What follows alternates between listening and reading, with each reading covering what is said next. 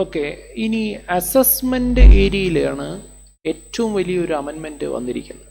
So അത് നമുക്ക് ഇത്തവണത്തെ എക്സാമിനേഷന് നമുക്ക് ഏതാണ്ട് ഉറപ്പിച്ച് പ്രതീക്ഷിക്കാം. അതിപ്പോൾ CA എക്സാമിനേഷൻ പക്ക നമുക്ക് പ്രതീക്ഷിക്കാവുന്നതാണ്. CMA അങ്ങനെ തന്നെയാണ്. നമുക്ക് ഉറപ്പായിട്ടും നമുക്ക് പ്രതീക്ഷിക്കാവുന്ന ഒരു ഏരിയ ആണ് ഈ ഒരു അസസ്മെന്റ് ഏരിയയിൽ വന്നിരിക്കുന്നത്. അതായത് ഇൻകം ടാക്സ് നിയമത്തിൽ എല്ലാ കാലത്തും ബുദ്ധിമുട്ടായിരുന്ന ഒരു വിഷയമാണ് ഈ സെർച്ച് അസസ്മെന്റ് എന്ന് പറയുന്ന concept.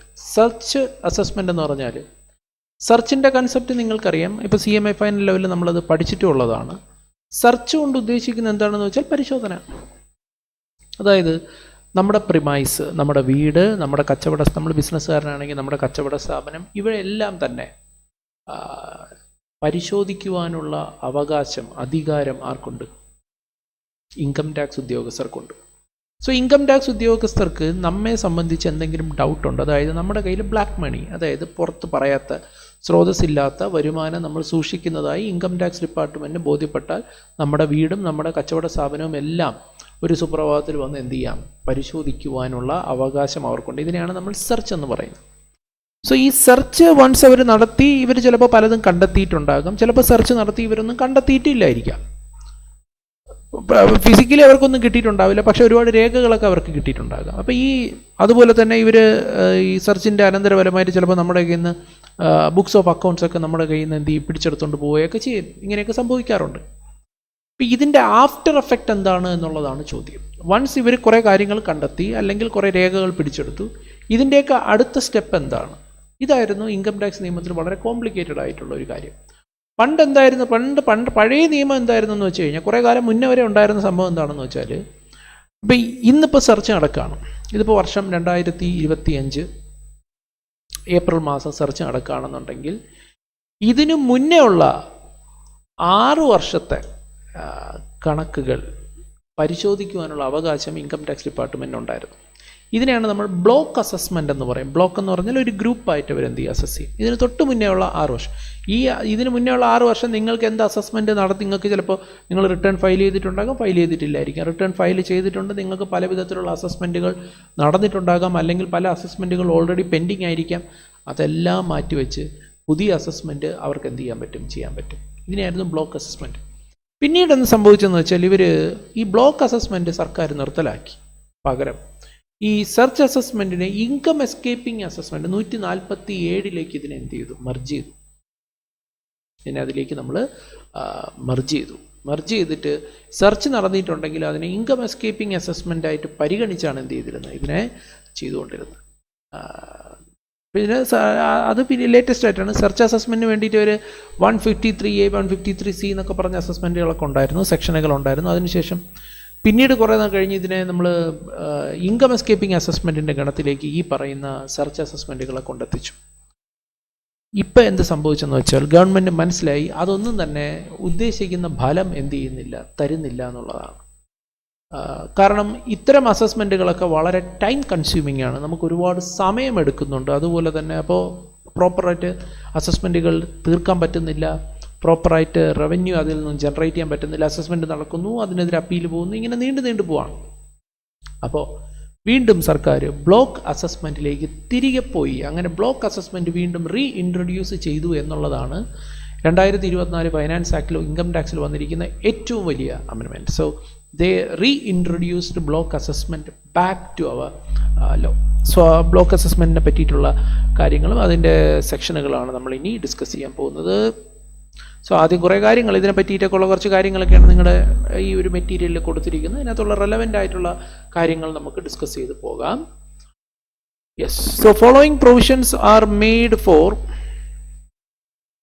Assessment in case search and seizure. Search എന്ന് വെച്ചാൽ പരിശോധന, സീഷർ എന്ന് പറഞ്ഞാൽ കണ്ടുകെട്ടൽ, പിടിച്ചെടുക്കൽ എന്നുള്ളതാണ്.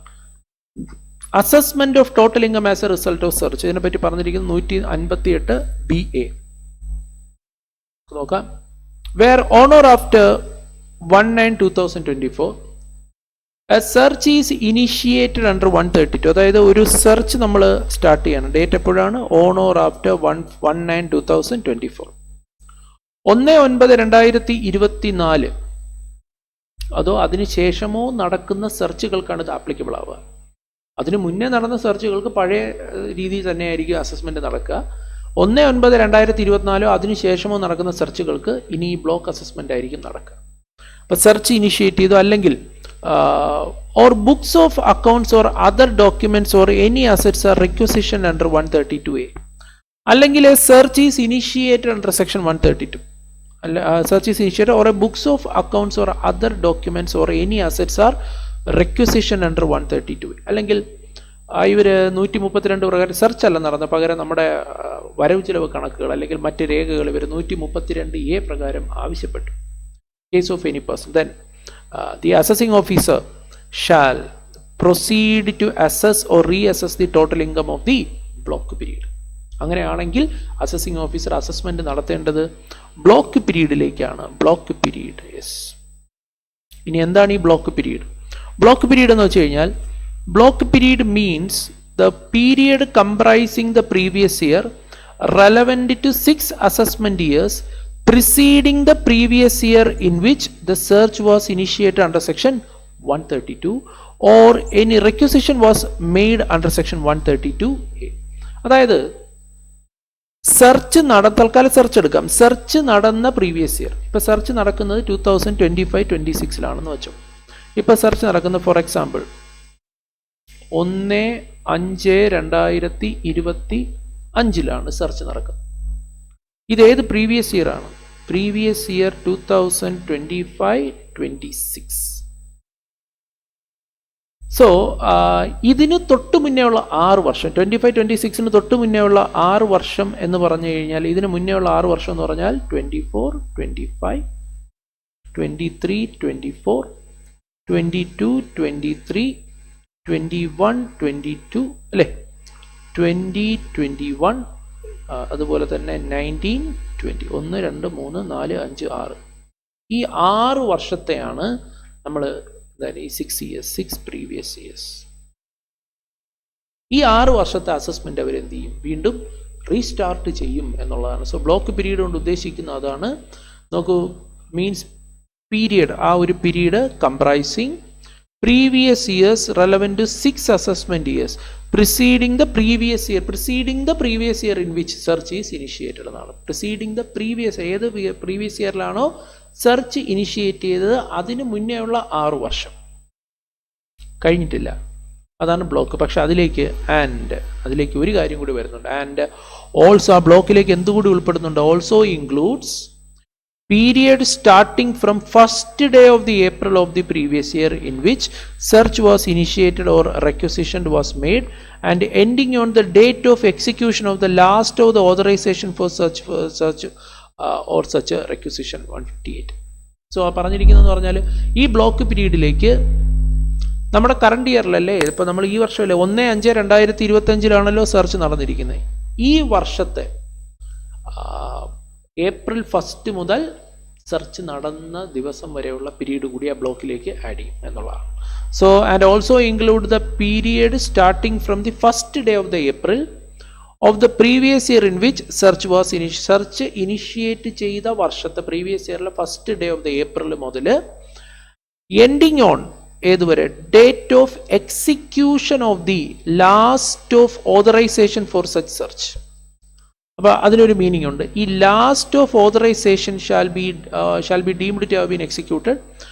സെർച്ചിന്റെ കേസിലാണെങ്കിൽ on the conclusion of the search as recorded in the last പഞ്ച്നാമ.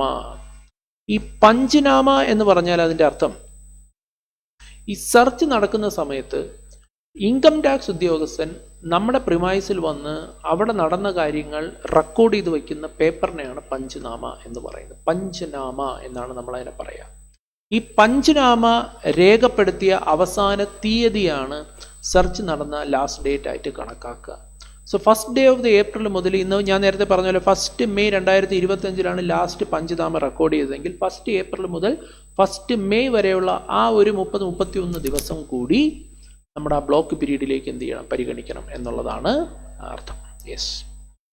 ഇനി അത് സെർച്ചിന്റെ case. In case of requisition under 132A, actual receipt of books of accounts or other document or assets by the authorised officer. ഓഫീസർക്ക് books കിട്ടുന്ന ദിവസം വരെ, 1 April മുതൽ books കിട്ടുന്ന ദിവസം വരെ കൂടി ബ്ലോക്ക് പീരീഡിനകത്ത് എന്ത് ചെയ്യും? അപ്ലൈ ചെയ്യും. ഇനി ബ്ലോക്ക് പീരീഡിൽ ഈ 6 വർഷവും പിന്നെ ഈ പറയുന്ന പീരീഡിലേക്കും കൂടെയുള്ള ഇൻകം നിശ്ചയിച്ച് അവർ കണ്ടെത്തുന്ന പുതിയ ഇൻകം ഉണ്ടല്ലോ, ആ സെർച്ച് അസസ്മെന്റ് വഴി അവർ കണ്ടെത്തുന്ന പുതിയ വരുമാനം ഉണ്ടല്ലോ, ആ പുതിയ വരുമാനത്തിന് we need to pay tax at the rate of 60%. നമ്മുടെ കയ്യിൽ നിന്ന് അവർ 60% എന്ത് ചെയ്യുന്നത്, ടാക്സ് ഈടാക്കുന്നത്. So total income relating to block period shall be charged to tax at the rate specified in section 113. ഈ ബ്ലോക്ക് പീരീഡിൽ നമ്മുടെ കയ്യിൽ നിന്ന് കണ്ടെത്തുന്ന ഇൻകത്തിൻ്റെ മേലുള്ള tax normal rate of tax അല്ല, പകരം അതിന് ആപ്ലിക്കബിൾ ആകുന്നത് സ്പെഷ്യൽ റേറ്റ് ആണ്, 60%. അതിന് ഒരു ഇളവുമില്ല. സോ 113-നകത്താണ് ആ റേറ്റ് പറഞ്ഞിരിക്കുന്നത്. സോ ബ്ലോക്ക് പീരീഡിൽ കണ്ടെത്തുന്ന ഇൻകത്തിൻ്റെ മേളിൽ വരുന്ന ടാക്സ് എന്ന് പറഞ്ഞാൽ 60%. ഇനി ബ്ലോക്ക് പീരീഡിലെ ഇൻകം എന്ന് പറഞ്ഞാൽ കമ്പ്യൂട്ടേഷൻ എങ്ങനെയാണ് ഈ ഇൻകം കമ്പ്യൂട്ട് ചെയ്യുക? ബ്ലോക്ക് പീരീഡ് 158 BBയിലാണ് ഈ ബ്ലോക്ക് പീരീഡിലെ ഇൻകം എന്ന് പറയുന്നത്. ബ്ലോക്ക് പീരീഡിലെ ഇൻകം എന്ന് പറഞ്ഞു കഴിഞ്ഞാൽ 158 BB. The total income of block period shall be aggregate of the following. ഇനി പറയുന്ന തുകയുടെ ടോട്ടലിനെയാണ് ബ്ലോക്ക് പീരീഡിലെ ടോട്ടൽ ഇൻകം എന്ന് പറയുന്നത്. അതായത് 6 വർഷത്തെ അല്ലെങ്കിൽ പിന്നെ ഈ പറയുന്ന കറണ്ട് ഇയറിലെ ആ ഒരു പീരീഡ് ഉണ്ടല്ലോ, 1 ഏപ്രിൽ മുതൽ സെർച്ച് നടന്ന ദിവസം വരെ, സെർച്ച് അവസാനിച്ച ദിവസം വരെയുള്ള ആ പീരീഡിലെ ടോട്ടൽ ഇൻകം എന്ന് പറഞ്ഞാൽ എന്താണ് എടുക്കേണ്ടത്? Total income disclosed in the return furnished 158 BC. 158 BC നമ്മളിനി പഠിക്കാൻ പോകുന്നേ ഉള്ളൂ. 158 BC വരുന്നേ ഉള്ളൂ, നമ്മൾ 158 BBയിലേ ആയിട്ടുള്ളൂ. എന്താണ് സംഭവിക്കുന്നത് വെച്ചാൽ, വൺസ് ബ്ലോക്ക് പീരീഡ് ഡിറ്റർമൈൻ ചെയ്ത് കഴിഞ്ഞാൽ നമ്മളോട് അവർ റിട്ടേൺ ഫയൽ ചെയ്യാൻ ആവശ്യപ്പെടും. ഈ കഴിഞ്ഞു പോയ വർഷങ്ങളുടെ റിട്ടേൺ നമ്മളോട് ഫയൽ ചെയ്യാൻ ആവശ്യപ്പെടും. ആ റിട്ടേണിൽ നമ്മളായിട്ട് പറയുന്ന ഇൻകം ഉണ്ടല്ലോ, അതാണ് income disclosed in return furnished under 158 BC. ഇപ്പം ഞാൻ നേരത്തെ പറഞ്ഞു 2025-26 എന്ത് ചെയ്യുന്നത്, നമ്മുടെ സെർച്ച് നടക്കുന്നതെങ്കിൽ 2019-20 മുതൽ 2024-25 വരെയുള്ള ഈ 6 വർഷത്തെ റിട്ടേൺ നമ്മളോട് ഫയൽ ചെയ്യാൻ പറയും. ഈ 6 വർഷത്തെ റിട്ടേണിൽ നമ്മളായിട്ട് ഡിസ്ക്ലോസ് ചെയ്തിരിക്കുന്ന ഇൻകം ഉണ്ടല്ലോ, ആ ഇൻകം, അതിനെപ്പറ്റിയാണ് ഇവിടെ പറഞ്ഞിരിക്കുന്നത്. Total income disclose in the return furnished under 158 BC. അതുപോലെ തന്നെ ഈ കഴിഞ്ഞു പോയ 6 വർഷത്തിലും നമുക്ക് നേരത്തെ തന്നെ ചിലപ്പോൾ ഓൾറെഡി നമ്മൾ റിട്ടേൺ ഫയൽ ചെയ്തിട്ടുണ്ടാകും, നമ്മുടെ പേരിൽ നേരത്തെയും പല അസസ്മെൻറ്റ് നടന്നിട്ടും ഉണ്ടാകും. സോ നമ്മൾ നേരത്തെ ഫയൽ ചെയ്തിരിക്കുന്ന റിട്ടേണിൻ്റെയും അസസ്മെൻറ്റിൻ്റെയും അടിസ്ഥാനത്തിൽ കണ്ടെത്തിയ വരുമാനം. Okay, so total income assessed under 143(3), 144, 147, 153A, 153C prior to the date of initiation of search or date of requisition as the case. ആ 6 വർഷത്തിൽ നമുക്ക് 143 റെഗുലർ അസസ്മെൻറ്റ്, സ്ക്രൂട്ടിനി അസസ്മെൻറ്റ് നടന്നിട്ടുണ്ടാകാം. 144 നമുക്ക് ബെസ്റ്റ് ജഡ്ജ്മെൻറ്റ് അസസ്മെൻറ്റ് നമ്മുടെ പേരിൽ നടന്നിട്ടുണ്ടാകാം. 147 ഇൻകം എസ്കേപ്പിംഗ് അസസ്മെൻറ്റ് നടന്നിട്ടുണ്ടാകാം. 153A നേരത്തെയും search അസസ്മെൻറ്റുകൾ നടന്നിട്ടുണ്ടാകാം. 153Aയും 153Cയും 2 search അസസ്മെൻറ്റുകളെ പറ്റിയാണ്, തമ്മിൽ വ്യത്യാസമുണ്ട്. സോ ഇത്തരം അസസ്മെൻറ്റുകൾ ഓൾറെഡി നടന്നിട്ടുണ്ടെങ്കിൽ ആ നടന്ന അസസ്മെൻറ്റ് പ്രകാരം നിശ്ചയിക്കപ്പെട്ടിട്ടുള്ള ഇൻകം അതും നമ്മൾ എന്ത് ചെയ്യുന്നു, ഇതിലേക്ക് ആഡ് ചെയ്യുന്നു. അതുപോലെ total income of block period എന്ന് പറയുമ്പോൾ ഇതെല്ലാം നമ്മൾ എന്ത് ചെയ്യുന്നു, പരിഗണിക്കുന്നു എന്നുള്ളതാണ്. അതുപോലെ തന്നെ total income declared in the return of income filed under 139 or in response to notice under 142, 148 and not covered. അപ്പോൾ അതുപോലെ തന്നെ നമ്മൾ നേരത്തെ നമ്മളായിട്ട് സ്വയമേ റിട്ടേൺ ഫയൽ ചെയ്തപ്പോൾ നമ്മൾ ഓൾറെഡി ഡിസ്ക്ലോസ് ചെയ്തിരിക്കുന്ന വരുമാനം, അതിൻ്റെ total. Yes, then total income determined where the previous year has not ended on the basis of entry relating to such income or transaction recorded in the books of accounts and other document maintained in the normal course on or before the last day of the authorization. അതുപോലെ തന്നെ ഇപ്പം നമ്മുടെ ഈ period എന്ന് പറഞ്ഞു കഴിഞ്ഞാൽ നമ്മുടെ 1 April മുതൽ, നമ്മുടെ കറണ്ട് ഇയറിലെ 1 ഏപ്രിൽ മുതൽ അല്ലേ, 1 ഏപ്രിൽ മുതൽ സെർച്ച് അവസാനിച്ച പീരീഡ് ഉണ്ടല്ലോ അതുവരെയുള്ള, അപ്പോൾ ഞാൻ നേരത്തെ പറഞ്ഞു 1 ഏപ്രിൽ മുതൽ 1 മെയ് വരെയുള്ള 31 ദിവസത്തെ നമ്മുടെ വരുമാനം അതും. അതുപോലെ തന്നെ ലാസ്റ്റ്, ഇതാണ് ഇതിലെ ഏറ്റവും ഇമ്പോർട്ടൻ്റ് ആയിട്ടുള്ള point, undisclosed income determined by assessing officer. പിന്നീട് നമ്മൾ മറച്ചു വച്ചു എന്ന് ഇൻകം ടാക്സ് ഉദ്യോഗസ്ഥൻ കണ്ടെത്തിയ ഫിഗർ. സോ ഇതെല്ലാം കൂടി ടോട്ടൽ ചെയ്തെടുത്ത ഫിഗറിനെയാണ് നമ്മൾ എന്തെന്ന് പറയുന്നത്, total income of block period. പക്ഷേ ഒരു കാര്യമുണ്ട് കേട്ടോ, ഇതിൽ പല ഇൻകം ഡ്യൂപ്ലിക്കേറ്റ് ചെയ്ത് വരുന്നുണ്ട്. കാരണം നമ്മൾ ഓൾറെഡി ഡിസ്ക്ലോസ് ചെയ്യുന്ന 158 BCക്കകത്ത് നമ്മൾ ഡിസ്ക്ലോസ് ചെയ്യുന്ന വരുമാനം ഉണ്ടല്ലോ, ആ വരുമാനത്തിനകത്ത് ഓൾറെഡി ഇതിനകത്ത് പറഞ്ഞിരിക്കുന്ന വരുമാനം ഓൾറെഡി 158 BCക്കകത്ത് വന്നിരിക്കാം, ഇതിനകത്ത് വന്നിരിക്കുന്ന എല്ലാം അതിനകത്ത് ഓൾറെഡി വന്നിട്ടുണ്ടാകും. അപ്പോൾ നമ്മൾ എന്ത് ചെയ്യണമെന്ന് വെച്ച് കഴിഞ്ഞാൽ ഈ മൊത്തം വരുമാനത്തിന് നമ്മൾ 60% കൊടുക്കേണ്ടി വരില്ല. ടാക്സ് കാൽക്കുലേറ്റ് ചെയ്യുന്നത് നമ്മൾ താഴേക്ക് വരുന്നുണ്ട്. അപ്പോൾ ഈ ആഗ്രിഗേറ്റ് ഇൻകം എടുത്തതിന് ശേഷം ഇതിൽ നിന്ന് പല കാര്യങ്ങളും എന്ത് ചെയ്യും, പിന്നീട് ഒഴിവാക്കിയിട്ട് ബാക്കി വരുന്ന തുകയുടെ മേളിൽ മാത്രമേ ഏത് അപ്ലൈ ചെയ്യത്തുള്ളൂ, ഈ 60% എന്ന് പറയുന്ന സംഭവം അപ്ലൈ ചെയ്യത്തുള്ളൂ. നിങ്ങൾക്ക് ഇവിടെ കാണാൻ പറ്റും. Rate of tax provider under 113 shall be charge. ഈ 113 പറഞ്ഞിരിക്കുന്ന 60% അപ്ലൈ ചെയ്യുന്ന ഏത് എമൗണ്ടിന്റെ മേളിലാണ്? Total income determined in the manner specified in the first para. അപ്പോൾ നമ്മൾ നേരത്തെ പറഞ്ഞ ആ ഒരു തുകയിൽ നിന്ന് റെഡ്യൂസ്ഡ് ബൈ, അതിൽ നിന്ന് നമ്മൾ എന്ത് ചെയ്യുന്നു, ഒരു എമൗണ്ട് കുറയ്ക്കുന്നു. എന്താണ്? Total income referred in 2, 3 and 4 of the set പാര. 2, 3 and 4 എന്ന് പറഞ്ഞാൽ ഏതൊക്കെയാണ്? 2, 3, 4. ഇത് മൂന്നും കുറച്ചിട്ട് മിച്ചം വരുന്ന തുക, അതായത് 1ഉം 5ന്റെ മേളിലാണ് എന്ത് വരുന്നത്, ഈ പറയുന്ന 60% നമ്മൾ എന്ത് ചെയ്യുന്നത്, അപ്ലൈ ചെയ്യും. അപ്പോൾ ഒരു ചോദ്യം, എന്താണ് ഈ അൺഡിസ്ക്ലോസ്ഡ് ഇൻകം? അൺഡിസ്ക്ലോസ്ഡ് ഇൻകം എന്ന് പറഞ്ഞാൽ ഇപ്പോൾ ഉദ്യോഗസ്ഥൻ വന്നിട്ട് നമ്മുടെ പ്രൊമൈസിലേക്ക് പെട്ടെന്ന് കയറി വന്നപ്പോൾ നമ്മുടെ സിമ്പിളായിട്ട് പറഞ്ഞാൽ നമ്മളിപ്പോൾ ഈ ക്യാഷ്യറുടെ സ്ഥലത്തൊന്ന് തുറന്നു നോക്കി. അപ്പോൾ അതിനകത്ത് 50 ലക്ഷം രൂപ ഇരിക്കുകയാണ്. പക്ഷേ ഈ 50 ലക്ഷം രൂപ നമ്മുടെ പുസ്തകത്തിൽ റെക്കോർഡ് ചെയ്തിട്ടില്ല. സോ അതൊരു അൺഡിസ്ക്ലോസ്ഡ് ഇൻകമായിട്ട് അവർ കണക്കാക്കും. ഇത് ഒരിടത്തും റെക്കോർഡ് ചെയ്ത് ഒരു 50 ലക്ഷം രൂപ അവർക്ക് നമ്മുടെ സ്ഥാപനത്തിൽ നിന്ന് കിട്ടി. പിന്നെ അവർ ബുക്സ് ഓഫ് അക്കൗണ്ട്സ് ഒക്കെ പരിശോധിച്ചപ്പോൾ എന്താണ്, സ്റ്റോക്ക് നമ്മൾ ഈ പറഞ്ഞതുപോലെ കണക്കിൽപ്പെടാത്ത ഒരുപാട് സ്റ്റോക്ക് അവിടെ ഇരിക്കും. ഇപ്പോൾ ജ്വല്ലറിയിലാണ് വന്നത്, ഇഷ്ടംപോലെ സ്വർണം, കണക്കിൽപ്പെടാത്ത സ്വർണം അവിടെ ഇരിക്കുകയാണ്. സോ ഇതിൻ്റെ എല്ലാത്തിൻ്റെയും കൂടെ വാല്യൂ ആഡ് ചെയ്തെടുക്കുന്നതാണ് എന്ത്, അൺഡിസ്ക്ലോസ്ഡ് ഇൻകം എന്ന് പറയുന്നത്. സോ അൺഡിസ്ക്ലോസ്ഡ് ഇൻകം എന്ന് പറയുന്നതിനകത്ത് എന്തൊക്കെ വരാം? അതിനകത്ത് പണം വരാം, ബുള്ളിയനോ ജ്വല്ലറിയോ വരാം, അല്ലെങ്കിൽ മറ്റ് വിലപിടിപ്പുള്ള വസ്തുക്കൾ വരാം. Or any expenditure or any income based on any entry in the books of accounts or other document or transaction where such money, bullion, jewellery or valuable article thing entry in the books of accounts or other document or transaction represents wholly or partly income or property which has not been or would not have been disclosed for the purpose of income tax. നമ്മളത് പുറത്ത് പറയാതിരുന്ന കാര്യങ്ങളാണ്. അതൊക്കെ നമുക്ക് എന്തായിട്ട് കണക്കാക്കാൻ പറ്റും, ഇൻകമായിട്ട് കണക്കാക്കാനായിട്ട്. അത് ഇതിനെല്ലാത്തിനെയും കൂടെ ചേർത്താണ് എന്തെന്ന് പറയുന്നത്, അൺഡിസ്ക്ലോസ്ഡ് ഇൻകം എന്ന് പറയുന്നു. പിന്നെ ഇതിനകത്ത് വരുന്ന മറ്റൊരു കാര്യം, where the disclosed income or the income disclosed in respect of any previous year comprising of the block period is a loss, it shall be ignored.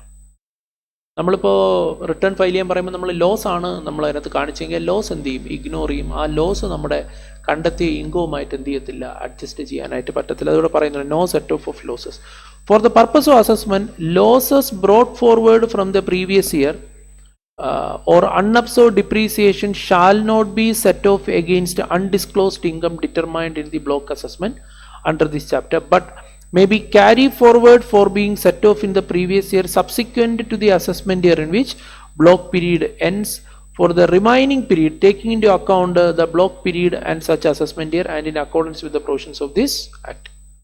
So നമുക്ക് എന്തെങ്കിലും ലോസ് ഉണ്ടെങ്കിൽ അത് ഈ അൺഡിസ്ക്ലോസ്ഡ് ഇൻകവുമായിട്ട് അഡ്ജസ്റ്റ് ചെയ്യാൻ പറ്റത്തില്ല. പക്ഷേ ആ ലോസ് നിങ്ങൾക്ക് അടുത്ത വർഷങ്ങളിലേക്ക് ക്യാരി ഫോർവേഡ് ചെയ്യാനുള്ള അർഹതയുണ്ട്. അതിനുള്ള കണ്ടീഷൻസ് ഒക്കെ നമുക്കറിയാമല്ലോ, ലോസ് ക്യാരി ഫോർവേഡ് ചെയ്യുന്നതിന്, സെറ്റ് ഓഫ് ചെയ്യുന്നതിനൊക്കെ. അത് നിങ്ങൾ പാലിച്ചിട്ടുണ്ടെങ്കിൽ ഈ ലോസ് നിങ്ങൾക്ക് അടുത്ത വർഷത്തേക്ക് ക്യാരി ഫോർവേഡ് ചെയ്ത് കൊണ്ടുപോകുന്നതിൽ ബുദ്ധിമുട്ടൊന്നുമില്ല, അത് നിങ്ങൾക്ക് ചെയ്യാനായിട്ട് സാധിക്കും. പക്ഷേ ഈ കണ്ടെത്തിയ അൺഡിസ്ക്ലോസ്ഡ് ഇൻകവുമായിട്ട് നിങ്ങളുടെ ലോസ് അഡ്ജസ്റ്റ് ചെയ്യാൻ അനുവദിക്കില്ല എന്നുള്ളതാണ്. ഇനി procedure for block assessment section 158BC ആണ്. എങ്ങനെയാണ് ഇതിന്റെ അസസ്മെന്റ് നടക്കുന്നത്? ഒന്നാമതായിട്ട് പറയുന്നത് എന്താണെന്ന് വെച്ചാൽ, സെർച്ചോ റെക്യൂസിഷനോ നടന്നിട്ടുണ്ടെങ്കിൽ, ബുക്സ് ഓഫ് അക്കൗണ്ട്സ് ആവശ്യപ്പെട്ടിട്ടുണ്ടെങ്കിൽ, ദി അസസിംഗ് ഓഫീസർ ഷാൽ എന്ത് ചെയ്യുമെന്ന് വെച്ചാൽ require the assessee, requiring him എന്ന് പറഞ്ഞാൽ require the assessee to furnish within such period not exceeding a period of 60 days as may be specified in the notice. ഒരു notice issue, ഈ assessing officer ഒരു notice issue ചെയ്യും. Shall issue a notice. എന്ത് നോട്ടീസാണ്? Requiring, അയാളോട് ആവശ്യപ്പെടും to furnish within such period not exceeding a period of 60 days. 60 ദിവസത്തിൽ കൂടാതെ സമയത്ത് എന്ത് ചെയ്യണമെന്നാണ് പറഞ്ഞിരിക്കുന്നത്? എ റിട്ടേൺ ഫയൽ ചെയ്യാൻ പറയും. A return in the form and verified in the manner as may be prescribed. Yes, setting for these total income including the undisclosed income for the block period. അപ്പോൾ ആദ്യത്തെ step എന്ന് പറഞ്ഞു കഴിഞ്ഞാൽ assessing officer ഒരു notice അയക്കും. നോട്ടീസിനകത്ത് പറയും notice കൈപ്പറ്റി 60 ദിവസത്തിനുള്ളിൽ return file ചെയ്യണം. ഈ കഴിഞ്ഞ ബ്ലോക്ക് പീരീഡിലേക്കുള്ള റിട്ടേൺ നിങ്ങൾ എന്ത് ചെയ്യണം? ഇൻകം എല്ലാം കാണിച്ചുകൊണ്ട് ബ്ലോക്ക് പീരീഡിലേക്കുള്ള റിട്ടേൺ നിങ്ങൾ ഫയൽ ചെയ്യണം. ഇതാണ് നിങ്ങൾ ആദ്യം ചെയ്യേണ്ടത്.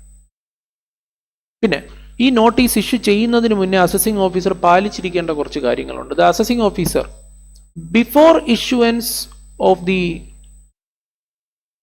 Notice shall take A prior approval, മുൻകൂർ അനുമതി എടുത്തിരിക്കും. ആരിൽ നിന്ന്? Additional commissioner or additional director or joint commissioner or joint director as the case may. ഈ പറയുന്ന അദ്ദേഹത്തിന്റെ മേലുദ്യോഗസ്ഥരിൽ നിന്ന്, അതൊക്കെ മേലുദ്യോഗസ്ഥർ ആരൊക്കെയാണ്? അഡീഷണൽ കമ്മീഷണർ, അഡീഷണൽ ഡയറക്ടർ ഒരേ റാങ്കിലുള്ള ആൾക്കാർ തന്നെയാണ്, ഒരേ റാങ്ക് തന്നെയാണ് പറയുന്നത്. അതുപോലെ തന്നെ ജോയിന്റ് കമ്മീഷണർ അല്ലെങ്കിൽ ജോയിന്റ് ഡയറക്ടറിൽ നിന്ന് അനുവാദം മേടിച്ചിട്ടേ നോട്ടീസ് അയക്കാൻ പാടുള്ളൂ.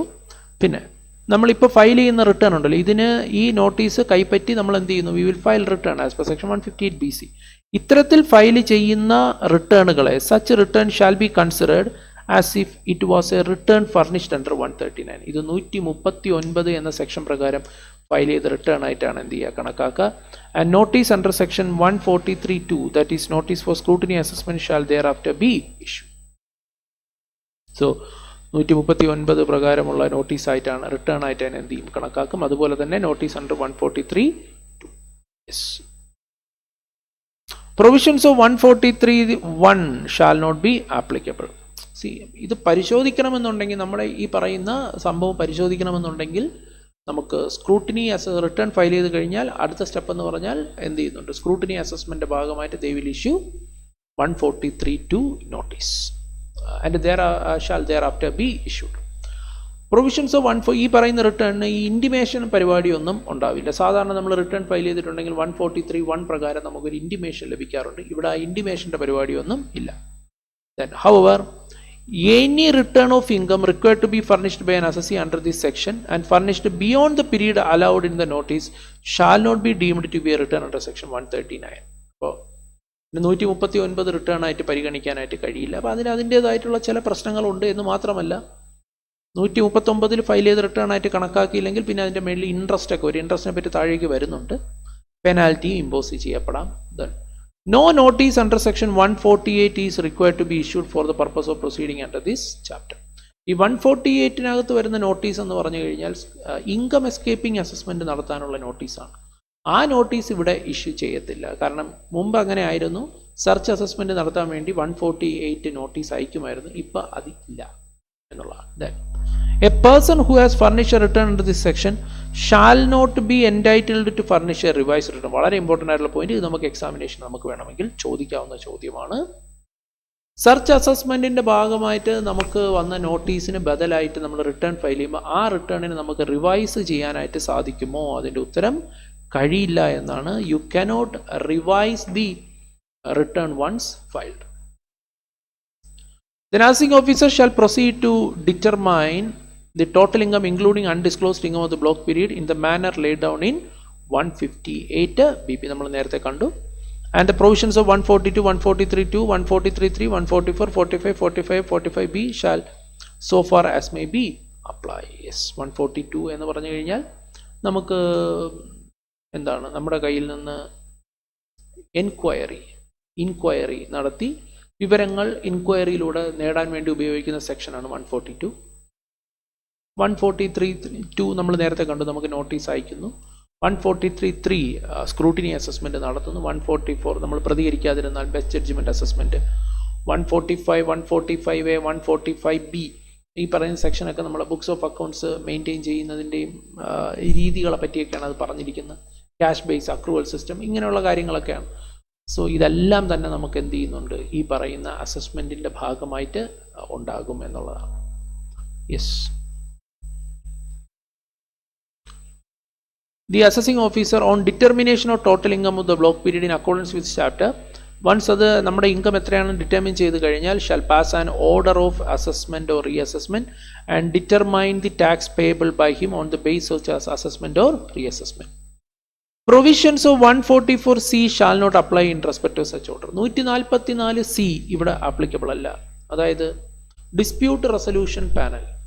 അപ്പോൾ നമുക്ക് എന്തെങ്കിലും പരാതികളുണ്ടെങ്കിൽ നമുക്ക് ഡിസ്പ്യൂട്ട് റെസൊല്യൂഷൻ പാനലിലേക്ക് പോകാൻ പറ്റുന്നതിനെ പറ്റിയാണ് 144C പറഞ്ഞിരിക്കുന്നത്. സാധാരണ ഒരു അസസ്മെൻറ്റ് നടന്നിട്ടുണ്ടെങ്കിൽ നമുക്ക് 144C നമുക്ക് യൂസ് ചെയ്യാം, അതിവിടെ ബാധകമല്ല.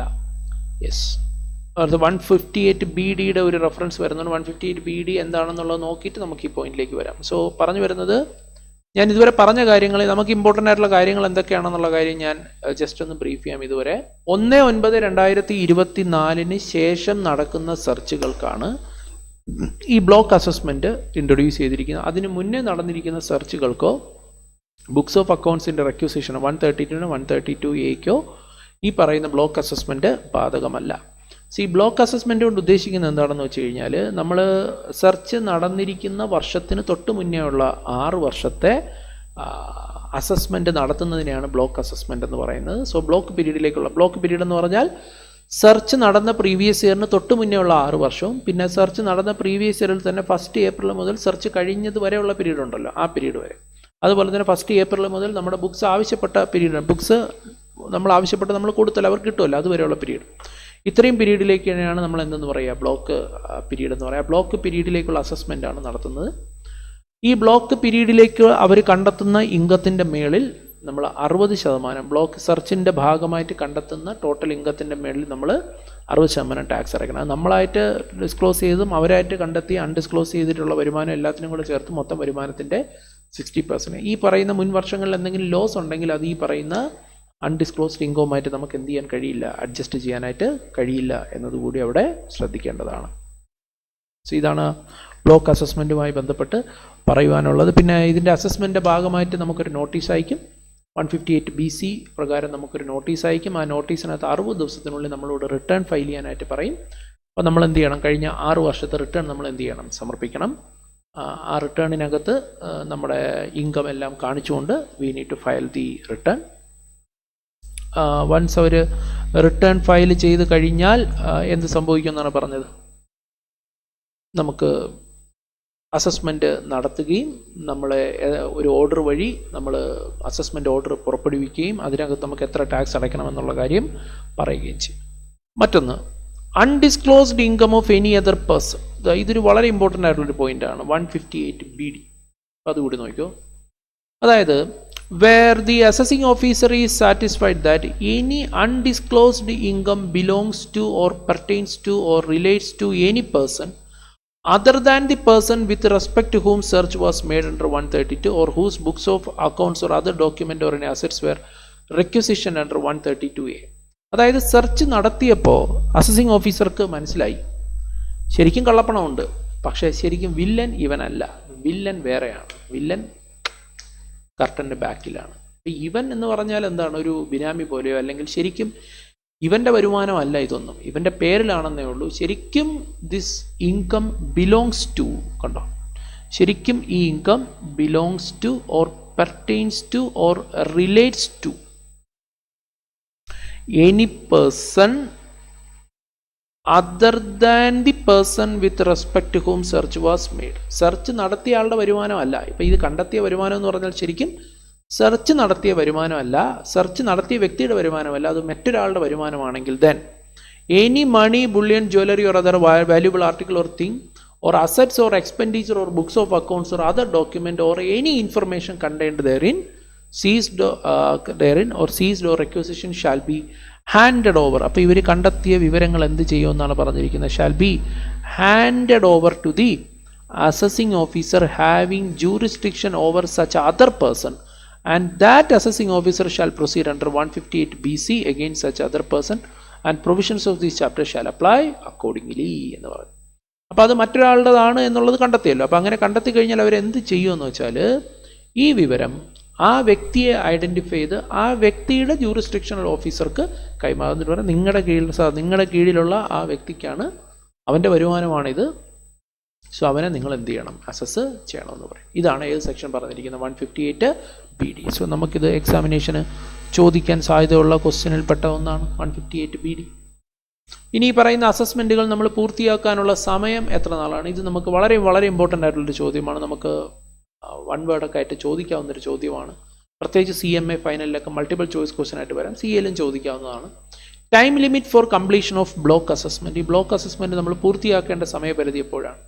The order under section 158 BC shall be passed within 12 months from the end of the month in which last of the authorization for search under 132 or requisition 132A was executed or made as the case may be. അപ്പോൾ 12 മാസമാണ് നമുക്ക് സമയം തന്നിട്ടുള്ളത്, ഓഫീസർക്ക് സമയമുള്ളത്. Within 12 മാസത്തിനുള്ളിൽ, within 12 months from the end of the month in which last of the authorization for search was executed.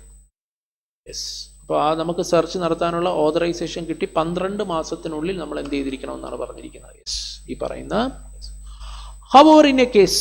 പക്ഷേ ഈ സെർച്ചിന്റെ ഭാഗമായിട്ട് നേരത്തെ പറഞ്ഞതുപോലെ ഒരു നമ്മൾ ആദ്യം പറഞ്ഞ ട്രാൻസ്ഫർ പ്രൈസിങ്ങിൻ്റെ ഒരു ഏരിയ പറഞ്ഞല്ലോ. സെർച്ച് നടത്തിയപ്പോൾ നമ്മൾ ഇന്റർനാഷണൽ ട്രാൻസാക്ഷൻ നടത്തിയ രേഖകൾ അസസിംഗ് ഓഫീസർക്ക് കിട്ടി. ആ ഇന്റർനാഷണൽ ട്രാൻസാക്ഷൻ്റെ വിവരങ്ങൾ പക്ഷേ അസസ് ചെയ്യണമെന്നുണ്ടെങ്കിൽ അതിന് നമുക്ക് ട്രാൻസ്ഫർ പ്രൈസിങ് ഓഫീസറുടെ സപ്പോർട്ട് വേണം. സോ ഈ മാറ്റർ നമ്മൾ കൂടുതൽ ആംസ് ലെങ്ത് പ്രൈസ് ഡിറ്റർമിനേഷനൊക്കെ വേണ്ടിയിട്ട് നമ്മൾ ട്രാൻസ്ഫർ പ്രൈസിങ് ഓഫീസർക്ക് കൈമാറുകയാണെന്നുണ്ടെങ്കിൽ ഈ 12 മാസം എന്നുള്ളത് ഒരു 12 മാസം കൂടി എക്സ്റ്റെൻഡ് ചെയ്യുന്നുണ്ട്. So it shall be extended by 12 months. So any reference under 92 CA എന്ന് പറഞ്ഞു കഴിഞ്ഞാൽ നമ്മൾ ആ ട്രാൻസ്ഫർ പ്രൈസിങ് ഓഫീസറുടെ കാര്യമാണ് അവിടെ പറഞ്ഞിരിക്കുന്നത്.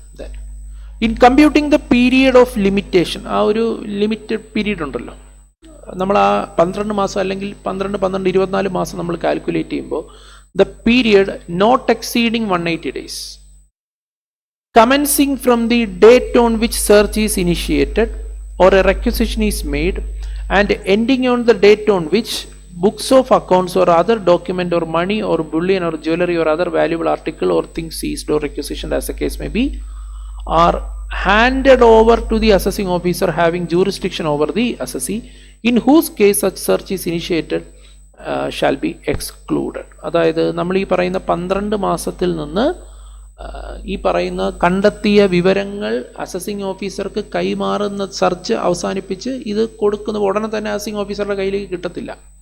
സോ ആ ഒരു അസസിംഗ് ഓഫീസർക്ക് കിട്ടുന്ന ആ ഒരു പീരീഡ് ഉണ്ടല്ലോ, അത്രയും പീരീഡ് ആ 12 മാസത്തിൽ നിന്ന് അല്ലെങ്കിൽ 24 മാസത്തിൽ നിന്ന് എന്ത് ചെയ്യുന്നുണ്ട്, എക്സ്ക്ലൂഡ് ചെയ്യുന്നുണ്ടെന്നുള്ളതാണ്.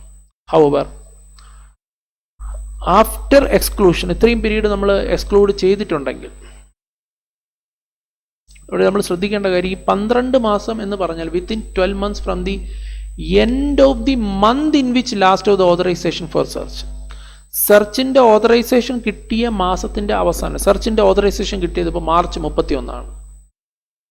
ഇപ്പൊ മാർച്ച് മാസത്തിലാണ്, March 15 തീയതിയാണ് സെർച്ചിന്റെ ഓതറൈസേഷൻ കിട്ടിയത്. അപ്പം മാർച്ചിന്റെ എൻഡ് എന്ന് പറയുമ്പോൾ March 31 മുതലാണ് നമ്മൾ ഈ 12 മാസം എന്ത് ചെയ്യുന്നത്, എടുക്കുന്നത് എന്നാണ് പറഞ്ഞത്.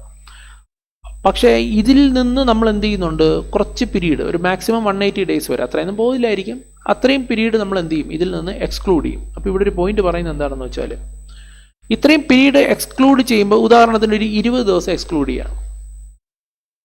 അപ്പോൾ അടുത്ത 12 മാസം എന്ന് പറയുന്നതിനകത്ത് നമ്മളൊരു 20 ദിവസം എക്സ്ക്ലൂഡ് ചെയ്ത് കഴിയുമ്പോഴത്തേക്കും March 31 നിന്ന് 12 മാസം എന്ന് പറഞ്ഞാൽ അടുത്ത March 31. അപ്പോൾ 20 ദിവസം എക്സ്ക്ലൂഡ് ചെയ്യുമ്പോഴത്തേക്കും ഒരു 20 ദിവസം കൂടി എക്സ്റ്റെൻഡ് ചെയ്യും. അത് എന്ന് പറയുമ്പോൾ അത് ഏതിലേക്ക് പോകും, April 20 പോകും. അപ്പോൾ സെർച്ച് തീരാനുള്ള പീരീഡ് എന്ന് പറഞ്ഞാൽ സെർച്ച്, ഇപ്പം നമ്മൾ സെർച്ചിന് ഓതറൈസേഷൻ കിട്ടിയത് ഇപ്പോൾ ഞാൻ നേരത്തെ പറഞ്ഞു March 15. ഈ 12 മാസം നമ്മൾ കാൽക്കുലേറ്റ് ചെയ്യുന്ന എന്ന് മുതലാണ്, March 31 മുതലാണ് 12 മാസം നമ്മൾ കാൽക്കുലേറ്റ് ചെയ്യുന്നത്. അപ്പോൾ അതായത് അടുത്ത March 31 വരെ അല്ലേ, March 31, 31 March. അപ്പോൾ ഇതിനിടയിൽ നമ്മളൊരു 20 ദിവസം എക്സ്ക്ലൂഡ് ചെയ്തെന്ന് വെച്ചു, 20 ദിവസം നമ്മൾ മാറ്റി വെച്ചു. അങ്ങനെ വരുമ്പോൾ ഈ 31 March എന്നുള്ളത് ഏതായിട്ട് മാറും, 20th April ആയിട്ട് മാറും. ശരിയല്ലേ, 20th April ആയിട്ട് മാറും. അപ്പോൾ നമുക്ക് അസസ്മെന്റ് കംപ്ലീറ്റ് ചെയ്യാനുള്ള ഡേറ്റ് ഏതുവരെ ഉണ്ട്, 20th April വരെ ഉണ്ട്. ദെൻ ഹൗവർ ഇവിടെ പറയണം after exclusion of the aforesaid period, ഈ പീരീഡ് നമ്മൾ എക്സ്ക്ലൂഡ് ചെയ്ത് കഴിയുമ്പോൾ the period of limitation for making an order of assessment or reassessment as a case may be expires before the end of a month. So ആ period അപ്പോൾ എപ്പോൾ അവസാനിക്കുകയാണ്, ഒരു മാസത്തിൻ്റെ അവസാനത്തിന് മുന്നേ ആ പീരീഡ് അവസാനിക്കുകയാണ്. ഇവിടെ നോക്കിയേ, പെർഫെക്റ്റ് എക്സാമ്പിളാണ്. 20th ഏപ്രിലാണ് നമ്മുടെ ലാസ്റ്റ് ഡേറ്റ്, അസസ്മെൻറ്റ് കംപ്ലീറ്റ് ചെയ്യാനുള്ള ലാസ്റ്റ് ഡേറ്റ് 20th ഏപ്രിലാണ്. ആ 20th ഏപ്രിൽ എന്ന് പറഞ്ഞാൽ ഏപ്രിൽ മാസത്തിൻ്റെ അവസാനത്തിന് മുന്നേ ആണ്. അതിന് expires before the end of a month. അങ്ങനെയാണെങ്കിൽ such period shall be excluded to the end of the extended to the end of the month എന്ന് പറയുമ്പോൾ അത് ആ പീരീഡ് ആ മാസത്തിൻ്റെ അവസാനത്തിലേക്ക് എത്തിക്കാം എന്ന് പറയുമ്പോൾ ഇവിടെ നമ്മുടെ ലാസ്റ്റ് ഡേറ്റ് വരുന്നത് 20th ഏപ്രിലാണ്. പക്ഷെ അത് നമുക്ക് ഏതുവരെ അനുവദിച്ച് കിട്ടും? 30th ഏപ്രിൽ വരെ നമുക്ക് എന്ത് ചെയ്യുന്നുണ്ട്? ആ പീരീഡ് എക്സ്റ്റെൻഡ് ചെയ്ത് കിട്ടുന്നു എന്നുള്ളതാണ്. സോ അതാണ് ആ പറഞ്ഞ പോയിന്റ്. ഇനി നമ്മൾ നേരത്തെ 158 നമ്മുടെ സെർച്ച് നടത്തിയപ്പോഴാണ് യഥാർത്ഥ വില്ലനെ കണ്ടെത്തിയത്. സോ അവൻ്റെ അസസ്മെൻറ്റ് നടത്തണമല്ലോ. യെസ്, അവൻ്റെ അസസ്മെൻറ്റ് എത്ര നാൾക്കുള്ളിൽ കംപ്ലീറ്റ് ചെയ്യണമെന്നാണ് പറഞ്ഞിരിക്കുന്നത്? Shall be 12 months from the end of the month in which notice under section 158 BC in pursuance of 158 BD was issued to such other person. So അവൻ്റെ assessment complete ചെയ്യേണ്ടതും 12 മാസം from the end of the month. പക്ഷെ അത് ഏത് മാസമാണ്? അവന് 158 BCയുടെ notice കിട്ടിയതിൻ്റെ അവിടെ നിന്നാണ് നമ്മൾ എന്ത് ചെയ്യേണ്ടത്? 12 മാസം കാൽക്കുലേറ്റ് ചെയ്യുന്നത്. നമ്മുടെ 12 മാസം എന്ന് പറഞ്ഞാൽ എന്ന് മുതലായിരുന്നു വന്നത്? നമ്മളെ സംബന്ധിച്ച് 12 മാസം എന്ന് പറഞ്ഞാൽ 12 months from the end of the month in which last of the authorise. തമ്മിൽ വ്യത്യാസമുണ്ട് കേട്ടോ. Last of the authorisation for search അതാണ് പറഞ്ഞത്. പക്ഷേ അവൻ്റെ കാര്യത്തിലുള്ള 158 BD പ്രകാരമുള്ള അസസ്മെൻറ്റ് നടക്കുമ്പോഴത്തേക്കും അവൻ്റെ 12 months എന്ന് പറഞ്ഞാൽ from the end of the month in which notice under 158 BC in pursuance of 158 BD was issue. നമ്മുടെ ഓഫീസർ അവൻ്റെ ഓഫീസറെ അറിയിച്ച് അവന് 158 BC നോട്ടീസ് അയക്കത്തില്ലേ? 60 daysനുള്ളിൽ റിട്ടേൺ സമർപ്പിക്കണം. സോ ആ നോട്ടീസ് അയച്ചതിൻ്റെ അവിടെ നിന്ന് 12 മാസമാണ് അവന് ബാധകം ആവുക. ഇനി അവൻ്റെ കാര്യത്തിൽ ഇങ്ങനെ തന്നെയാണ്. ട്രാൻസ്ഫർ പ്രൈസിംഗ് ഓഫീസറുടെ ആവശ്യം ഉണ്ടെന്നുണ്ടെങ്കിൽ ഈ പറഞ്ഞതുപോലെ ഒരു 12 മാസവും കൂടി shall be extended by another 12 months. പിന്നെ ഇതിൽ കുറേ കാര്യങ്ങൾ നമുക്ക് അനാവശ്യം എന്നല്ല, നമുക്ക് എക്സാമിനേഷൻ പോയിന്റ് ഓഫ് വ്യൂ വലിയ ആവശ്യമില്ലാത്ത കുറച്ച് കാര്യങ്ങൾ കൂടി ഇതിനകത്തുണ്ട്. ഇപ്പോൾ എക്സാമിനേഷൻ പോയിന്റ് ഓഫ് വ്യൂ നമുക്ക് ആവശ്യമായിട്ടുള്ള പ്രധാനപ്പെട്ട കാര്യങ്ങളാണ് നമ്മളിപ്പോൾ ഇവിടെ ഡിസ്കസ് ചെയ്യുന്നുള്ളൂ. സോ 158 BD അതുപോലെ തന്നെ 158 BE time limit for completion. ഇത് നമുക്ക് എക്സാമിനേഷൻ ഉറപ്പായിട്ട് നമുക്ക് പ്രതീക്ഷിക്കാവുന്ന ഒരു സംഭവമാണ്. എത്ര നാൾക്കുള്ളിൽ അസസ്മെൻറ്റ് കംപ്ലീറ്റ് ചെയ്യണം, ആ പീരീഡിൽ നിന്ന് നമുക്ക് എക്സ്ക്ലൂഡ് ചെയ്യാൻ പറ്റുന്ന സമയത്തെ പറ്റി നമ്മളിപ്പോൾ കണ്ടു കഴിഞ്ഞു. മറ്റൊരു വളരെ പ്രധാനപ്പെട്ട സംഭവം 158 BF. certain interest and penalties not to be levied or imposed. അപ്പോൾ ചില പലിശയും പെനാൽറ്റിയും ഒന്നും എന്ത് ചെയ്യത്തില്ല? ഇമ്പോസ് ചെയ്യില്ല. ഏത് സാഹചര്യത്തിൽ? No interest under section 234A, 234B, 234C or penalty under 270A shall be levied or imposed upon the assessee in respect of undisclosed income reassessed for the block period. അപ്പോൾ നമ്മൾ സാധാരണഗതിയിൽ നമ്മുടെ ഒരു അസസ്സിയുടെ മേളിൽ വരുന്ന ഇൻട്രസ്റ്റും പെനാൽറ്റി ഒക്കെയാണ് 234ABC, 270A പെനാൽറ്റി. ഇതൊന്നും തന്നെ ഈ ബ്ലോക്ക് അസസ്മെൻറ്റിൻ്റെ ഭാഗമായിട്ട് ഉണ്ടാവുകയില്ല. ഇല്ലയെന്ന് വെച്ചാൽ ഇൻട്രസ്റ്റും പെനാൽറ്റി ഇല്ലെന്നല്ല, അതിനുവേണ്ടി സെപ്പറേറ്റ് ഇൻട്രസ്റ്റ് പറയുന്നുണ്ട്. 158 BFA എന്ന് പറയുന്ന സെക്ഷനിൽ ലെവി ഓഫ് ഇൻട്രസ്റ്റ് ആൻഡ് പെനാൽറ്റിയെ പറ്റി പറയുന്നുണ്ട്. അതായത് നിങ്ങൾക്ക് 158 BC പ്രകാരം നോട്ടീസ് കിട്ടി. ഈ നോട്ടീസ് കിട്ടിയതിന് ശേഷം നിങ്ങൾ എന്ത് ചെയ്തിട്ടില്ല? ആ പറഞ്ഞിരിക്കുന്ന സമയത്തിനുള്ള 60 ദിവസത്തിനുള്ളിൽ റിട്ടേൺ ഫയൽ ചെയ്യണമെന്ന് പറഞ്ഞു. നിങ്ങൾ എന്ത് ചെയ്തില്ല? റിട്ടേൺ ഫയൽ ചെയ്തില്ല. അങ്ങനെയാണെങ്കിൽ നമ്മൾ ഇൻട്രസ്റ്റ് കൊടുക്കേണ്ടി വരും. എത്ര ഇൻട്രസ്റ്റ് ആണ് കൊടുക്കേണ്ടി വരിക? നോക്കൂ, സിമ്പിൾ ഇൻട്രസ്റ്റ്. സിമ്പിളാണ്, പക്ഷെ നല്ല എമൗണ്ട് വരും. 1.5% of the tax on undisclosed income determined under 158 BC 1C for every month or part of the month comprised in the period commencing on the day immediately following the expiry of the time specified in the notice. Notice പറഞ്ഞിരിക്കുന്ന last date കഴിഞ്ഞ് തൊട്ടടുത്ത ദിവസം മുതൽ നമ്മൾ interest calculate ചെയ്യും. 1.5% നമ്മൾ per month or part of the month interest വരുന്നത്. And ending on the date of completion of assessment. Yes, അതുപോലെ തന്നെ assessing officer or the commissioner appeals in the course of proceeding may direct the person shall pay by way of penalty a sum which shall be equal to 50% of the tax or leviable in respect of the undisclosed income determined by the assessing officer. Yes,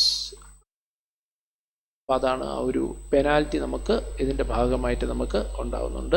so അത് നമുക്ക് examination point of വ്യൂവിൽ നമുക്ക് ചോദിക്കാവുന്ന ഒരു സംഭവമാണ് ഈ 158 BFA. അപ്പോൾ അത് നമ്മൾ നോക്കിയിരിക്കണം ആ ഒരു പോയിന്റ്. പിന്നെ ഇതിൽ മറ്റൊരു പ്രധാനപ്പെട്ട പോയിന്റ് ഇത് 158 BG ആണ്. Authority competent to make assessment for. ഇതിൽ ആരാണ് ഈ അസസ്മെന്റ് നടത്തുന്ന ഉദ്യോഗസ്ഥനെ പറ്റി നമ്മൾ അറിഞ്ഞിരിക്കണം. The order of assessment for block period shall be passed by an assessing officer not below the rank of a deputy commissioner or an assistant commissioner, deputy director, assistant director, as the case may be. However, no such order shall be passed without the previous approval of additional commissioner or the additional director, joint commissioner, joint director, as the case may be, in respect to search initiated, books of accounts or other document requisition. അപ്പോൾ assessment നടത്തേണ്ട ഉദ്യോഗസ്ഥൻ ആരാണ് നമുക്ക് എക്സാമിന് ചോദിക്കാവുന്നതാണ്. ആരാണ് assessment നടത്താൻ അധികാരപ്പെട്ടത്? അത് ആര് തന്നെയാണ്? ഡെപ്യൂട്ടി കമ്മീഷണർ അല്ലെങ്കിൽ assistant commissioner, deputy director, assistant director എന്ന് പറയാം. പക്ഷേ ഉത്തരവ് പുറപ്പെടുവിക്കുന്നതിന് മുന്നേ അഡീഷണൽ കമ്മീഷണർ അല്ലെങ്കിൽ ജോയിന്റ് കമ്മീഷണർ അനുവാദം എടുത്തതിന് ശേഷം മാത്രമേ ആ ഉത്തരവ് എന്ത് ചെയ്യാൻ പാടുള്ളൂ, പുറപ്പെടുവിക്കാനായിട്ട് പാടുള്ളൂ. Yes, okay. സോ 158 BG മറ്റൊരു വളരെ പ്രധാനപ്പെട്ട സെക്ഷൻ ആയിരുന്നു. സോ നമ്മൾ ഇതിൽ പഠിച്ച പ്രധാനപ്പെട്ട സെക്ഷനുകൾ ഒരു കാര്യം കൂടി നമുക്ക് നോക്കാനുണ്ട് ഇതിനകത്ത്, നമുക്ക് നോക്കാം.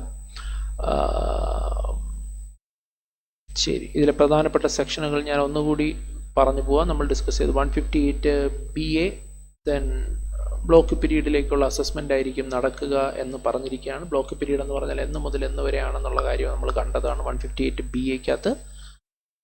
158 BB ബ്ലോക്ക് പീരീഡിലെ ടോട്ടൽ ഇൻകം എന്ന് പറഞ്ഞാൽ നമുക്ക് എന്താണെന്നുള്ള കാര്യം നമ്മൾ പറഞ്ഞു. ദെൻ 158 BC അസസ്മെന്റിന് വേണ്ടിയിട്ട് നോട്ടീസ് അയക്കുന്ന കാര്യം നമ്മൾ കണ്ടു. നോട്ടീസ് അയച്ചതിൻ്റെ എഫക്റ്റായിട്ട് നമ്മൾ റിട്ടേൺ ഫയൽ ചെയ്യുന്ന കാര്യങ്ങളെല്ലാം നമ്മൾ അവിടെ പറഞ്ഞു. റിട്ടേൺ ഫയൽ ചെയ്ത് കഴിഞ്ഞാൽ അതിൻ്റെ അനന്തര നടപടികൾ എന്താണെന്നുള്ള കാര്യം കണ്ടു. 158 BD യഥാർത്ഥ വിലനെ കണ്ടെത്തുന്ന സെനാരിയോ നമ്മൾ കണ്ടു. അസസ്മെന്റ് കംപ്ലീറ്റ് ചെയ്യാനുള്ള ടൈം പീരീഡിനെ പറ്റി 158 BEക്കകത്ത് നമ്മൾ കണ്ടു. പിന്നെ 158 BF ഇൻട്രസ്റ്റും പെനാൽറ്റിയും ചുമത്തുന്നതിനെ പറ്റി പറയുന്നുണ്ട്. എത്രയാണ് ഇൻട്രസ്റ്റ് ചുമത്തുന്നത്, പെനാൽറ്റി എത്രയാണ് ചുമത്തുന്നത് എന്നുള്ളത് 158 BFക്കകത്ത് നമ്മൾ കണ്ടു. ഇനി ഒരു കാര്യം കൂടി പറയാം. നമ്മൾ ഈ അതുപോലെ തന്നെ സെർച്ച് നടത്തി അസസ്മെന്റ് നടത്തേണ്ട ഉദ്യോഗസ്ഥൻ ആരാണെന്നുള്ളത് 158 BGക്കകത്ത് നമ്മൾ കണ്ടു. ഇനി ഒരു point, status of earlier proceeding. അതായത് ഈ സെർച്ച് നടക്കുന്ന സമയത്ത് ഓൾറെഡി നമ്മുടെ പേരിൽ ഓൾറെഡി അസസ്മെന്റ്, വേറെ പല അസസ്മെന്റുകളും നമ്മുടെ പേരിൽ നടന്നുകൊണ്ടിരിക്കുകയായിരിക്കാം. അല്ലെങ്കിൽ ഇപ്പം സെർച്ച് നടക്കുന്നതിന് മുന്നേ വേറൊരു സെർച്ച് നടക്കുകയും അതിൻ്റെ പേരിൽ അസസ്മെന്റ് നടന്നുകൊണ്ടിരിക്കുകയും ആകാം.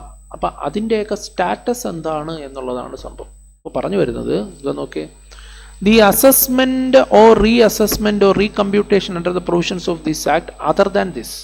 അപ്പോൾ ഈ സെക്ഷൻ പ്രകാരമല്ല, ബ്ലോക്ക് അസസ്മെന്റ് അല്ലാതെ വേറെ ഏതെങ്കിലും രീതിയിലുള്ള അസസ്മെന്റോ റീ അസസ്മെന്റോ നിങ്ങളുടെ പേരിൽ നടക്കുന്നുണ്ടെങ്കിൽ pertaining to any assessment year falling in the block period, കഴിഞ്ഞ 6 വർഷത്തിലെ ഏതെങ്കിലും ഒരു വർഷത്തെ സംബന്ധിച്ച് നിങ്ങൾക്ക് ഓൾറെഡി അസസ്മെന്റ് നടക്കുന്നുണ്ടെങ്കിൽ, that is pending on the date of initiation of the search under section 132 or making of requisition under 132A. ഇപ്പം ഞാൻ നേരത്തെ പറഞ്ഞു, ഇപ്പം നിങ്ങൾക്ക് 2019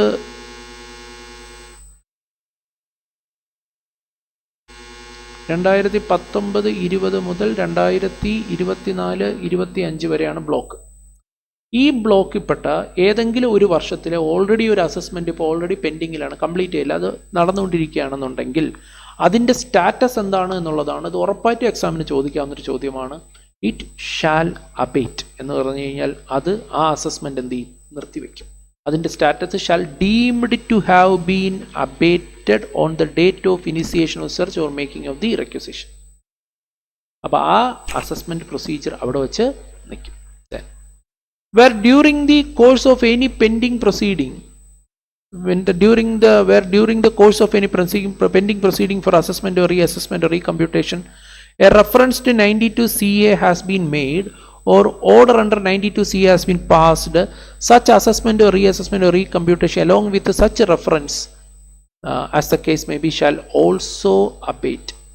ഇപ്പോൾ ഇതിനു മുന്നേ എന്തെങ്കിലും ട്രാൻസ്ഫർ പ്രൈസിംഗ് ഓഫീസർക്ക് ഇതിന് ഈ പറയുന്ന 6 വർഷത്തിൽ ഏതെങ്കിലും ഒരു വർഷത്തെ ആംസ് ലെങ്ത് പ്രൈസ് ഡിറ്റർമിനേഷനുമായി ബന്ധപ്പെട്ട് നിങ്ങൾ ട്രാൻസ്ഫർ പ്രൈസിംഗ് ഓഫീസർക്ക് റെഫറൻസ് നടത്തിയിട്ടുണ്ടാവുകയും അദ്ദേഹത്തിൻ്റെ റിപ്പോർട്ട് പെൻഡിങ്ങിൽ ഇരിക്കുകയും ചെയ്യുകയാണെന്നുണ്ടെങ്കിൽ, അല്ലെങ്കിൽ ആ ഓർഡർ പാസ് ചെയ്തിട്ടുണ്ടെന്ന് തന്നെ വെച്ചോ, അതെല്ലാം തന്നെ എന്ത് ചെയ്യുമെന്നാണ് പറയുന്നത്? അബേറ്റ് ചെയ്യപ്പെടും എന്നാണ് പറഞ്ഞത്. അത് മുന്നിലേക്ക് പോകത്തില്ല.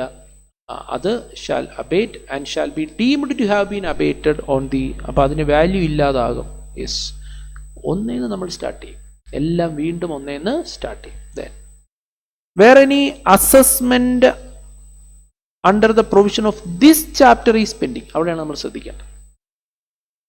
അതായത് ഇതിനു മുന്നേ ഓൾറെഡി എന്ത് ചെയ്തിട്ടുണ്ട്? ഒരു സെർച്ച് അസസ്മെന്റ് ആ വ്യക്തിക്ക് നടന്നിട്ടുണ്ട്. ആ ആസിയുടെ പേരിൽ ഒരു സെർച്ച് അസസ്മെന്റ് നടന്നിട്ടുണ്ട്. ആ സെർച്ചിനെ ബേസ് ചെയ്തിട്ടുള്ള അസസ്മെന്റ് ആണ് ഇപ്പോൾ പെൻഡിങ്. അതാണ് where any assessment of this chapter is pending in the case of an assessee in whose case a subsequent search is initiated. അപ്പോൾ ആ ഓൾറെഡി സെർച്ച് നടന്നുകൊണ്ടിരിക്കുകയാണ്. ഓൾറെഡി സെർച്ചിനെ ബേസ് ചെയ്തിട്ടുള്ള അസസ്മെന്റ് നടന്നുകൊണ്ടിരിക്കുകയാണ്. അതിൻ്റെ അത് നടന്നുകൊണ്ടിരിക്കെ തന്നെ വീണ്ടും അയാളുടെ പേരിൽ ഒരു സെർച്ച് നടന്നിട്ടുണ്ടെങ്കിൽ such assessment shall be duly completed. അത് നിർത്തിവെക്കില്ല. അത് എന്ത് ചെയ്യുമെന്നാണ് പറയുന്നത്? Duly completed and thereafter assessment in respect of such subsequent search or requisition shall made under the provisions of this chapter. അതിനുശേഷമേ എന്ത് ചെയ്യത്തുള്ളൂ? ഈ അസസ്മെന്റ് നടക്കത്തുള്ളൂ. However, in a case where period of completing the assessment in respect of subsequent search is, however, in a case where the period of completing the assessment in respect of the subsequent search is less than 3 months, such period shall be extended to 3 months from the end of the month in which the assessment in respect of the earlier search was completed. അതായത് in a case where the period of completing the assessment in respect of subsequent search is less than 3 months, such period shall be extended to 3 months from the end of the month in which the assessment in respect of the earlier search was completed. അപ്പോൾ അതൊരു 3 മാസം കൂടി extend ചെയ്ത് കൊടുക്കും എന്നുള്ളതാണ് പറഞ്ഞിരിക്കുന്നത്. So in a case where period of completing the assessment in respect of subsequent search is less than 3 months, such period shall be extended to 3 months from the end of the month in which the assessment in respect of earlier search was completed എന്ന് പറഞ്ഞപ്പോൾ നമുക്ക് search complete ചെയ്യുന്ന period അവസാനിപ്പിക്കാൻ നമുക്കൊരു 3 മാസം കൂടി എന്ത് ചെയ്യുന്നുണ്ട്? എക്സ്റ്റെൻഡ് ചെയ്ത് തരുന്നുള്ളതാണ്. ഇനി നമ്മൾ ഈ സെർച്ചിനെതിരെ നമ്മളിപ്പോൾ അപ്പീലിന് അപ്പീൽ പോകാൻ പറ്റും. അങ്ങനെ അപ്പീലിന് പോയി ഈ നമുക്ക് എതിരെ നടന്ന സെർച്ചിന്റെ അസസ്മെന്റ് എല്ലാം കോടതി എന്ത് ചെയ്തു? തടഞ്ഞു വെച്ചു. നോക്കൂ, if any proceeding initiated under this chapter or any order of assessment or reassessment made under 158 BC has been annulled in appeal or any other legal proceeding. നമുക്കെതിരെ നടന്ന സെർച്ച് എതിരെ നമ്മൾ അപ്പീലിന് പോയി, അല്ലെങ്കിൽ സെർച്ചിന്റെ അടിസ്ഥാനത്തിൽ വന്ന അസസ്മെന്റിനെതിരെ നമ്മൾ അപ്പീലിന് പോയി. ആ അപ്പീലിന്റെ അടിസ്ഥാനത്തിൽ ആ നടപടികളെല്ലാം തന്നെ അനൽഡ്, തൽക്കാലം നിർത്തിവെക്കപ്പെട്ടു, അല്ലെങ്കിൽ അവസാനിപ്പിച്ചു, അല്ലെങ്കിൽ തള്ളിക്കളഞ്ഞു. ദെൻ അങ്ങനെയാണെങ്കിൽ എന്ത് സംഭവിക്കും? Assessment or reassessment relating to any assessment year which has abated above shall revive. അതായത് നേരത്തെ അബേറ്റഡ് ആയി പോയ പല അസസ്മെന്റുകളുണ്ടല്ലോ, അത് പുനർജീവിക്കും എന്നുള്ളതാണ്. അത് വീണ്ടും തിരിച്ചു വരും. കാരണം ഈ ഒരു അസസ്മെന്റ് ഉള്ളത് കൊണ്ടാണല്ലോ പഴയ കാര്യങ്ങളെല്ലാം നിർത്തിവെച്ചത്. അതെല്ലാം തന്നെ എന്ത് ചെയ്യപ്പെടും എന്നാണ് പറഞ്ഞത്? Shall revive with effect from the date or receipt of the order of such annulment by the principal commissioner or commissioner. ഇവിടെ പറയാണ് such revival shall cease to have effect if such order of annulment is set aside. പിന്നെ ഇപ്പോൾ income tax department ഈ അനൽ ചെയ്ത ആ ഉത്തരവിനെതിരെ വീണ്ടും further case പോവുകയും ആ കേസിൻ്റെ അടിസ്ഥാനത്തിൽ വീണ്ടും അപ്പീൽ പോവുകയും ആ തടഞ്ഞു വച്ചപ്പെട്ട വിധി റദ്ദാക്കപ്പെടുകയും ചെയ്തിട്ടുണ്ടെങ്കിൽ നമ്മുടെ ഈ സെർച്ച് അസസ്മെന്റ് വീണ്ടും റീസ്റ്റാർട്ട് ചെയ്യും. സെർച്ച് അസസ്മെന്റ് റീസ്റ്റാർട്ട് ചെയ്ത് കഴിഞ്ഞാൽ പഴയ അസസ്മെന്റുകളെല്ലാം വീണ്ടും എന്ത് ചെയ്യും? അബേറ്റ് ആവുകയും ചെയ്യും എന്നുള്ളതാണ് ആ പറഞ്ഞ പോയിന്റിന്റെ അർത്ഥം. സോ ഇതൊക്കെ തന്നെ നമ്മുടെ സെർച്ചുമായി ബന്ധപ്പെട്ടിട്ടുള്ള അസസ്മെന്റിന്റെ പ്രധാനപ്പെട്ട പോയിന്റ്. സോ സെക്ഷനുകൾ ഞാൻ മാർക്ക് ചെയ്ത് തന്നായിരുന്നു, ഇമ്പോർട്ടൻ്റ് ആയിട്ടുള്ള സെക്ഷനുകൾ ഏതൊക്കെയാണെന്നുള്ളത്. സോ അത് എക്സാമിനേഷൻ നിങ്ങൾ നോക്കിയോ. സെർച്ച് അസസ്മെന്റിൽ നിന്ന് ഉറപ്പായിട്ട് നമുക്ക് ക്വസ്റ്റ്യൻ ഉണ്ടാകും, അതിലൊരു സംശയവും വേണ്ട. സോ എന്തൊക്കെ സംഭവിച്ചാലും നമ്മൾ ഈ സെർച്ച് അസസ്മെൻറ്റ്, ബ്ലോക്ക് അസസ്മെൻറ്റ് നമ്മൾ പഠിച്ചതിന് ശേഷം മാത്രമേ എക്സാമിന് പോകാനുള്ള ധൈര്യം കാണിക്കാവൂ കേട്ടോ. ഇത്തവണ എന്തായിരുന്നാലും പരീക്ഷയ്ക്ക് നമുക്ക് ഈ സെർച്ച് അസസ്മെൻറ്റിനെ ചോദിക്കാം. പ്രത്യേകിച്ച് ടൈം പീരീഡിനെ പറ്റി ചോദിക്കാം, 158 BDയെ പറ്റി ചോദിക്കാം, പ്രത്യേകിച്ച് 115 BCയെ പറ്റി ചോദിക്കാം, 113 60% ടാക്സിനെ പറ്റി ചോദിക്കാം. ഇങ്ങനെ ഒരുപാട് ചോദ്യങ്ങൾ നമുക്ക് ഇതിൽ നിന്ന് പ്രതീക്ഷിക്കാവുന്നതാണ്. 158 BF ഇൻട്രസ്റ്റിനെ പറ്റിയും പെനാൽറ്റിയെ പറ്റിയും നമുക്ക് ചോദിക്കാം. ഇതെല്ലാം നമ്മൾ അറിഞ്ഞിരിക്കണം. നമുക്ക് ഉറപ്പായിട്ടും അതിൽ നിന്ന് ചോദിക്കും. നമുക്ക് ഈസി ആയിട്ട് മാർക്ക് ഇതിനെ ബേസ് ചെയ്ത് നമുക്ക് സ്കോർ ചെയ്യാനും സാധിക്കുന്ന ഏരിയ ആണ്. Yes, so that is search assessment.